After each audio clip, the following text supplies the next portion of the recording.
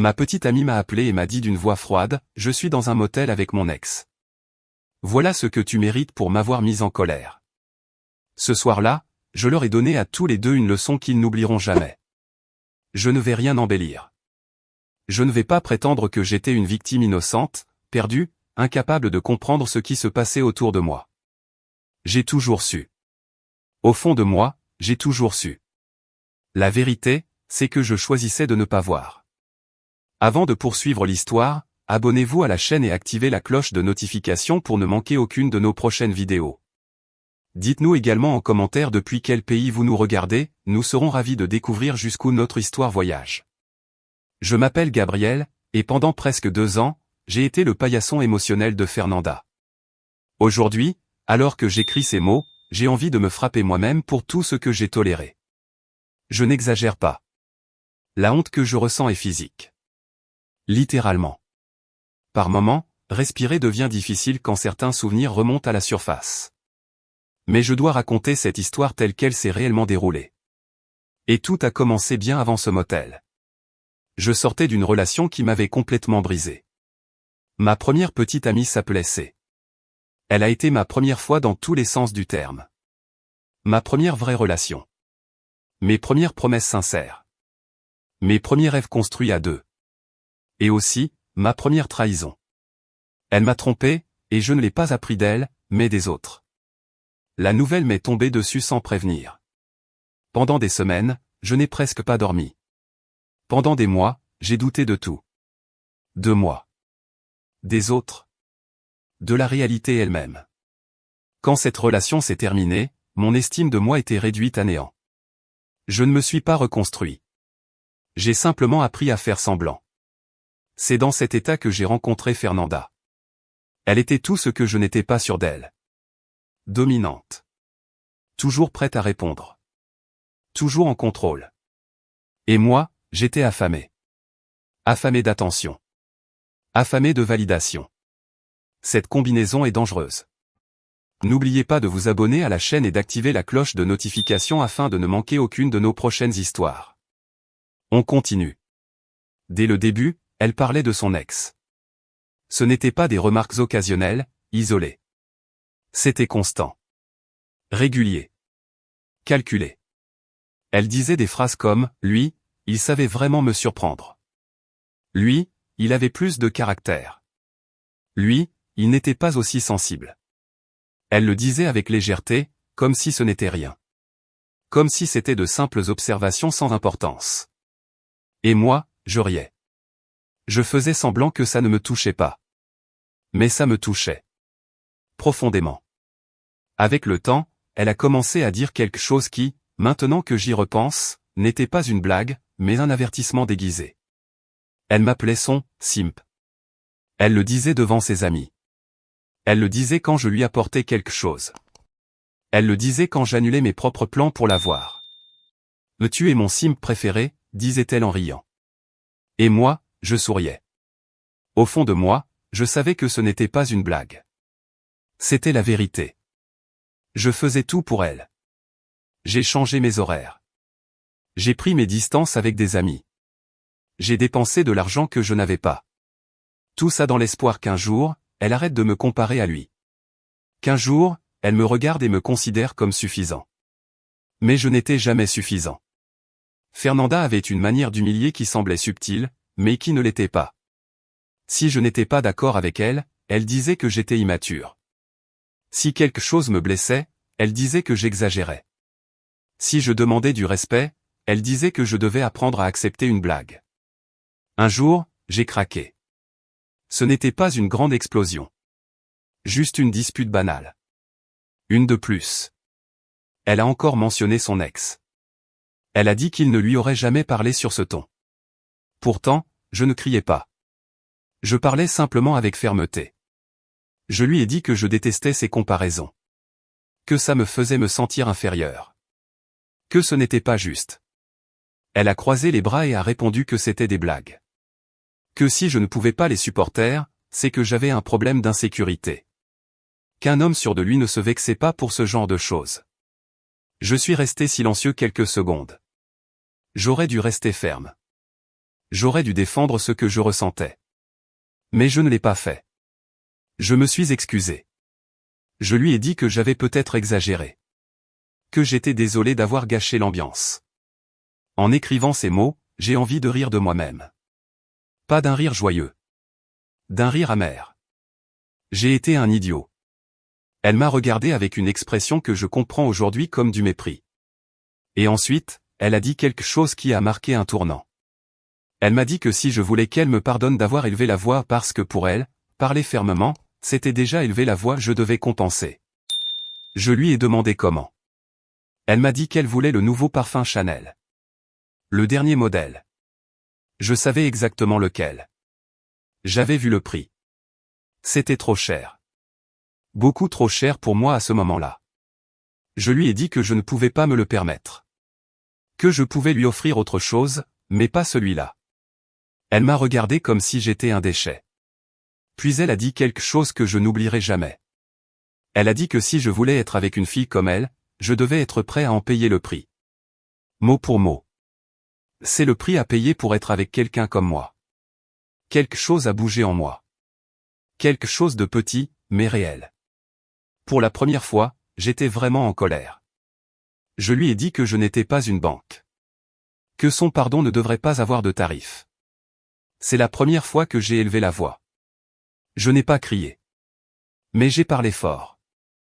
Elle ne m'a pas laissé finir. Elle m'a giflé. C'était rapide. Pas extrêmement violent. Mais suffisant. Le son a résonné dans la pièce. Pas à cause de la douleur. À cause de ce que ça signifiait. Elle me regardait, respirant rapidement. Et moi, je n'ai rien fait. Je suis resté immobile. Elle a dit qu'elle ne tolérerait aucun manque de respect. Puis elle a pris son sac et est partie. Et moi, je suis resté là. Et au lieu d'être en colère, je me suis senti coupable. Coupable de l'avoir mise en colère. Coupable de ne pas pouvoir acheter le parfum. Coupable de ne pas être suffisant. Pendant des heures, je lui ai envoyé des messages. Je me suis excusé encore et encore. Je lui ai dit que je ne voulais pas lui manquer de respect. Que j'étais stressé. Que je l'aimais. Je lui ai envoyé des messages vocaux en pleurant. Oui. En pleurant. Je lui demandais où elle était. Je lui disais que je voulais la voir.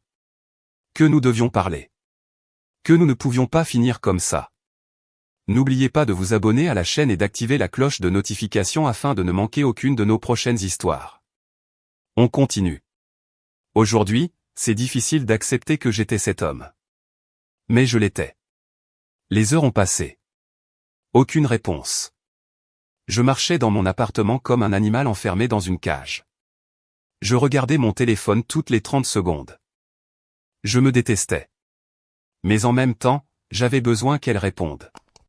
Puis, vers minuit, mon téléphone a sonné. C'était elle. J'ai répondu immédiatement. Sa voix était froide. Calme. Cruelle. Elle a dit. Je suis dans un motel avec mon ex. Voilà ce que tu mérites pour m'avoir mise en colère. Le silence qui a suivi était assourdissant. Je n'ai rien dit. Pas parce que j'étais fort. Mais parce que mon cerveau avait cessé de fonctionner. J'ai cru que c'était une blague. Une de ces blagues que j'étais censé apprendre à supporter. Mais ce n'était pas une blague. Elle a dit qu'elle avait besoin de quelqu'un qui savait la traiter correctement. Que je l'avais poussée à faire ça. Puis elle a raccroché. Une minute plus tard, la photo est arrivée. Je ne vais pas la décrire. Ce n'est pas nécessaire. Elle était explicite. Claire. Sans ambiguïté. Elle était sur lui. Elle regardait l'objectif. Et elle souriait. Elle n'avait pas l'air en colère. Elle n'avait pas l'air blessée. Elle avait l'air satisfaite. Ce que j'ai ressenti n'était pas ce que j'aurais imaginé. Ce n'était pas une explosion de rage. Ce n'était pas une vague immédiate de tristesse. C'était le silence. Un vide total. Comme si quelqu'un avait éteint la lumière à l'intérieur de moi. J'ai regardé la photo pendant plusieurs secondes. Et j'ai compris une chose. J'ai compris que j'avais permis chaque étape qui avait mené à ce moment. Chaque humiliation tolérée. Chaque comparaison acceptée. Chaque excuse présentée sans raison. Tout avait construit cette scène. J'avais toujours été le paillasson. Mais à cet instant précis, quelque chose a changé. Ce n'était pas un moment héroïque. Ce n'était pas une révélation dramatique. C'était plus simple que ça. Le Gabriel qui suppliait venait de disparaître. Le Gabriel qui s'excusait d'exister venait de mourir. À sa place, quelqu'un d'autre venait de naître. Pas quelqu'un de meilleur. Pas quelqu'un de plus noble. Quelqu'un de plus froid.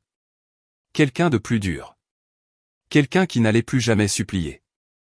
Et pendant que la photo restait affichée sur mon écran, j'ai compris que ce qui venait de mourir, ce n'était pas la relation. C'était la version de moi que j'avais été jusqu'à ce jour. J'ai éteint l'écran. Je suis resté assis dans le silence. Ma respiration était calme. Je ne tremblais pas. Je ne pleurais pas. C'était autre chose. Comme si quelque chose en moi s'était solidifié. Puis je me suis souvenu de quelque chose. L'ordinateur portable de Fernanda était chez moi. Elle l'avait laissé quelques jours plus tôt. Elle travaillait sur un projet important, disait-elle. Elle répétait sans cesse qu'elle avait besoin de concentration, qu'elle ne pouvait pas se permettre la moindre distraction, que ce projet était crucial pour son évolution professionnelle. À force de l'entendre, c'était devenu un refrain banal, presque automatique. Je n'avais jamais touché à son ordinateur. Ni par curiosité. Ni par doute. Je me racontais que respecter sa vie privée prouvait que je n'étais pas un homme insécure. Cette nuit-là, je n'ai pas pensé au respect. Je me suis levé. J'ai marché jusqu'à la table où son ordinateur était posé. Je l'ai ouvert. Il n'y avait pas de mot de passe. Il n'y en avait jamais eu. L'écran s'est allumé. Facebook Messenger était ouvert. Elle n'avait même pas pris la peine de se déconnecter.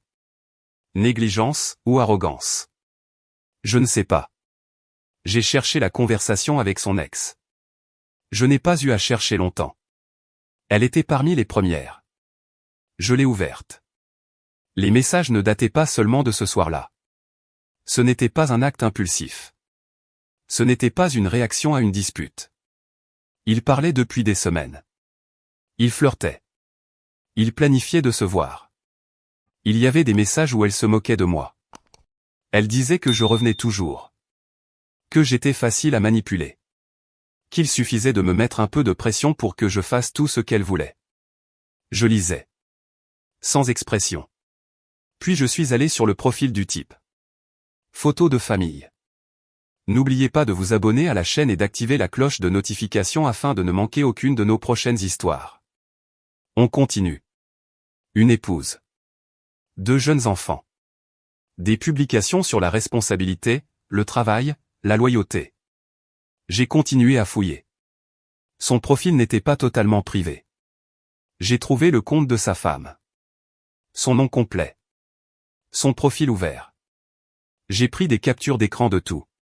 La conversation. La photo qu'elle m'avait envoyée. Les messages où il se moquait de moi. J'ai fait autre chose. J'ai censuré la partie la plus explicite de la photo. Pas par respect. Par stratégie. Je savais que si je la publiais telle qu'elle, elle serait supprimée immédiatement. J'ai couvert juste ce qu'il fallait pour éviter le blocage. Je suis entré sur le profil de l'épouse. Je lui ai envoyé un message privé. Je n'ai pas écrit un long discours. Je suis allé droit au but. Je pense que vous devriez voir ceci. J'ai joint les captures. La photo censurée. Le message où Fernanda disait qu'elle était au motel. La conversation où ils organisaient leur rencontre. Je n'ai ajouté ni insulte ni menace. Seulement des preuves. Je n'ai jamais été du genre à exposer ma vie privée sur les réseaux. Cette nuit-là, je m'en fichais. J'ai publié la photo censurée. Le titre était brutal. Ici avec mon ex. Comme la petite salope que je suis. Je ne l'ai pas écrit pour paraître intelligent. Je l'ai écrit pour que ça fasse mal. Pour qu'il n'y ait aucune interprétation possible. La publication était visible. Mais ça ne me suffisait pas. J'ai cherché un site d'annonce de services sexuels. C'était facile. Je ne dirai pas le nom. Je dirais seulement qu'on pouvait y publier des photos et un numéro de contact. J'ai créé une annonce avec son numéro. J'ai utilisé la photo censurée. Je n'ai pas inventé d'histoire. Je n'ai pas écrit de fantasme. Seulement son prénom. Son âge. Son numéro. Il y avait une option pour promouvoir l'annonce. Elle promettait qu'en payant une somme précise, l'annonce serait vue par au moins 14 000 clients potentiels. J'ai payé. Sans hésiter. J'ai confirmé le paiement. J'ai vu l'annonce apparaître en tête de liste. Puis je suis retourné m'asseoir dans le salon. Quelques minutes plus tard, mon téléphone a commencé à vibrer. C'était elle. J'ai répondu. Sans dire bonjour. Sa voix n'était plus froide. Elle était hystérique. Elle m'a demandé si j'étais fou. Ce que j'avais fait. Si j'étais devenu idiot. Je l'ai laissé parler. Quand elle a fini, j'ai dit une seule phrase. Je fais juste exposer la petite salope que tu es. Silence. Pas parce qu'elle n'avait rien à répondre. Mais parce que jamais je ne lui avais parlé ainsi. Jamais je ne lui avais renvoyé la même dureté qu'elle utilisait contre moi. Elle m'a exigé de tout supprimer. Elle disait que les gens étaient fous. Que son téléphone n'arrêtait pas de sonner. Qu'elle recevait des dizaines de messages. J'ai dit non. Elle m'a traité de malade. De monstre. Elle a dit qu'elle allait me dénoncer. Je n'ai pas réagi. Mais je n'avais pas fini. Je me suis souvenu du projet. Ce fameux projet dont elle parlait tous les jours. Des heures de travail. Des fichiers organisés. Une présentation presque prête. Je suis retourné à l'ordinateur. J'ai trouvé le dossier sur le bureau. Je l'ai ouvert. Document. Brouillon. Version finale. J'ai tout sélectionné. Supprimé. Le système a demandé confirmation. J'ai confirmé. Puis je suis allé dans la corbeille. Vider. Confirmation. Encore. J'ai pris mon téléphone. J'ai filmé l'écran. La corbeille vide. Le dossier disparu. J'ai montré qu'il n'y avait aucune copie visible. Je suis revenu à l'appel. Elle criait toujours. Je lui ai envoyé la vidéo. Il y a eu quelques secondes de silence total. Puis j'ai entendu sa respiration se briser. Elle a commencé à pleurer. Pas des larmes retenues. Un effondrement complet. Elle disait que j'étais un monstre. Qu'elle travaillait dessus depuis des semaines. Que la date limite approchait. Qu'elle n'avait pas de sauvegarde récente. Je n'ai pas ressenti de culpabilité immédiate. J'ai ressenti un équilibre. Pour la première fois, la douleur n'allait pas dans un seul sens. Puis une autre voix est entrée dans l'appel. Masculine. C'était l'ex. Il a pris le téléphone. Il m'a insulté. Il m'a demandé ce que j'avais fait. Sa femme l'appelait sans arrêt. Son beau-père était le propriétaire de l'entreprise où il travaillait. Il venait d'être renvoyé. Licencié. Je ne savais pas ça. Je n'avais pas planifié si loin. J'avais seulement envoyé la vérité. Mais l'effet domino était lancé. J'entendais le chaos derrière lui. Elle pleurait. Il criait. Tout était désordonné. Il m'a dit qu'il allait me retrouver. Que ça ne s'arrêterait pas là. Je lui ai répondu calmement qu'il pouvait essayer. Puis j'ai raccroché. Le silence est revenu. J'ai regardé mes mains. Elles ne tremblaient pas. Je ne ressentais pas de victoire. Ni de fierté. Pas même de regret immédiat. C'était plus sombre que ça. Le Gabriel qui suppliait était mort. À sa place, quelqu'un capable de détruire sans hésiter. Je n'ai pas dormi cette nuit-là. Le téléphone a continué à vibrer. Messages inconnus. Notifications. Partage. Commentaires. Je n'ai répondu à personne. Je regardais simplement tout brûler. Et j'ai compris quelque chose d'inconfortable. Je ne m'étais pas transformé en homme fort. Je m'étais transformé en homme prêt à tout emporter avec lui. Et à ce moment-là, ça ne me dérangeait pas. Les jours suivants ont été étranges. Certains m'écrivaient en privé pour me dire que j'avais enfin posé des limites. Que personne ne mérite d'être humilié ainsi. Que ce que j'avais fait était extrême, mais compréhensible. D'autres étaient plus directs. Ils m'ont traité de monstre. Ils disaient que l'infidélité était horrible, oui. Mais que ma réaction était disproportionnée. Que j'avais franchi une ligne. Et la vérité, c'est que les deux camps avaient raison. Fernanda a porté plainte. Ce n'était pas une menace vide. Quelques semaines plus tard, j'ai reçu une convocation officielle. Voir mon nom sur un document juridique m'a donné, pour la première fois, une vraie sensation de peur. Pas à cause d'elle. À cause des conséquences. J'ai engagé un avocat. Un bon. Je lui ai tout raconté. Sans embellir. Sans me victimiser. Il a regardé les captures. Les dates. Les publications. Sa réaction n'était pas morale. Elle était technique.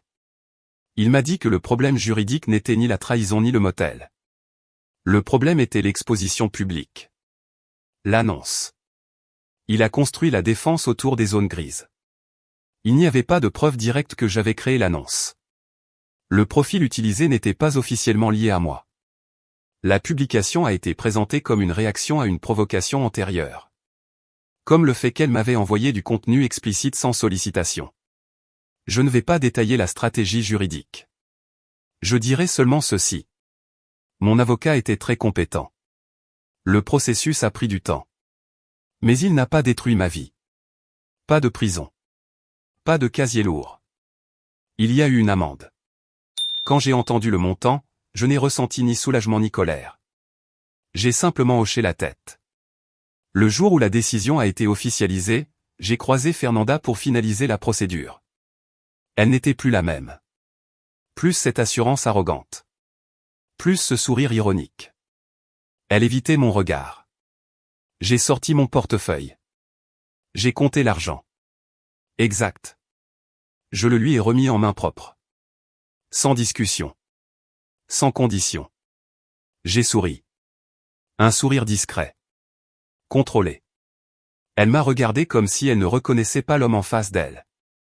Je n'étais plus celui qui pleurait en demandant pardon. Je n'étais plus celui qui découvrait sa voix pour la première fois.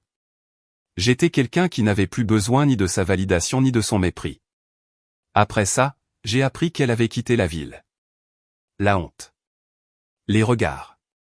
Les captures qui circulent encore. Même quand on supprime, Internet n'oublie pas. Elle a changé de numéro. Disparu des réseaux pendant un temps.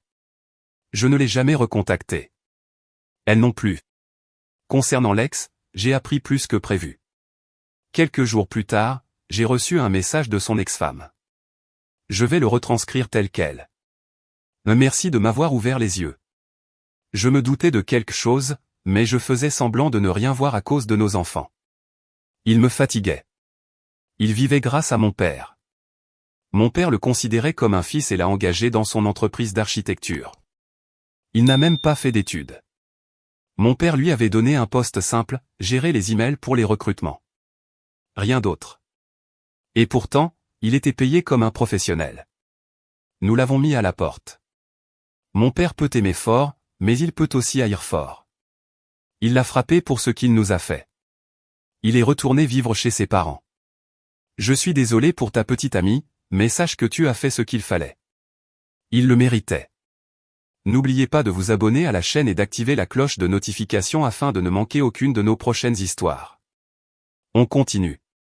J'ai relu ce message plusieurs fois. Je n'ai pas répondu tout de suite. Pas parce que je ne savais pas quoi dire. Mais parce que j'ai réalisé quelque chose de dérangeant. Mon acte n'avait pas touché seulement Fernanda. Il avait touché des enfants. Une famille entière. Un homme qui, bien que responsable de ses actes, avait été humilié, renvoyé, battu. Je n'avais pas planifié ce niveau de destruction. Mais je l'avais déclenché. Beaucoup attendraient que je dise que je regrette profondément. Je ne vais pas mentir. Je ne regrette pas d'avoir posé une limite. Mais je questionne la manière. L'infidélité est une trahison. Sale. Lâche. Mais ce que j'ai fait était autre chose. Je n'ai pas réagi sous l'effet de la douleur. J'ai réagi avec calcul. J'ai pris le temps. J'ai exécuté étape par étape. J'ai maximisé l'impact. Ce n'est pas de l'impulsion. C'est de la froideur. Ce soir-là, le Gabriel Paillasson est mort. Mais quelqu'un d'autre est né. Quelqu'un capable de détruire une réputation sans cligner des yeux. La vraie question n'était pas de savoir s'il le méritait. La question était: est-ce que je voulais devenir ça? Pendant des années, j'ai été un homme dépendant. En manque d'approbation. On me rabaissait. Et je restais. Cette nuit-là, j'ai brisé le schéma. Mais je l'ai brisé en allant à l'extrême opposé. Je suis passé de paillasson à marteau. Et quand on devient un marteau, tout commence à ressembler à un clou. J'ai eu le temps d'y réfléchir. Certains amis disent encore que j'ai fait ce qu'il fallait. D'autres se sont éloignés. Je comprends les deux. L'ancienne version de moi n'aurait jamais osé élever la voix. La nouvelle version ne permettra plus jamais qu'on l'humilie ainsi. Mais je ne veux pas devenir quelqu'un qui prend plaisir à ruiner des vies. Je ne suis pas fier. Je ne suis pas une victime. Je suis responsable. Responsable d'avoir tout toléré si longtemps. Responsable d'avoir explosé de la manière la plus destructrice possible. Si j'ai appris quelque chose, c'est ceci. Quand on accumule des humiliations pendant des mois ou des années, le jour où on explose, on ne réagit pas avec équilibre. On réagit avec accumulation. Et l'accumulation est dangereuse. Je n'écris pas ça pour qu'on me dise que je suis fort. Ni pour qu'on me dise que je suis un monstre. Je l'écris parce que j'ai compris que le problème n'était pas seulement Fernanda. Le problème, c'était moi. Moi qui acceptais d'être traité comme un déchet. Si j'avais posé des limites dès le début, si je n'avais pas accepté qu'elle m'appelle simp, si je ne m'étais pas excusé d'exiger du respect, rien de tout cela n'aurait escaladé ainsi. L'humiliation constante ne se règle pas avec une patience infinie. Elle se règle avec des limites claires. Moi, je n'ai pas posé de limites. J'ai posé une bombe. Et les bombes ne distinguent pas les coupables des dommages collatéraux. Aujourd'hui, je suis seul. Mais je ne me sens pas inférieur. Je n'ai plus besoin d'être comparé à un ex. Je n'ai plus besoin d'acheter de l'affection. Je n'ai plus besoin de supplier. Le Gabriel Paillasson a disparu. Le Gabriel brutal est né cette nuit-là. Aujourd'hui, j'essaie de vivre entre les deux. D'apprendre à avoir de la dignité sans perdre mon humanité. Voilà comment tout s'est terminé. Pas de réconciliation. Pas de grande scène finale. Seulement des conséquences. Et une leçon qui m'a coûté cher.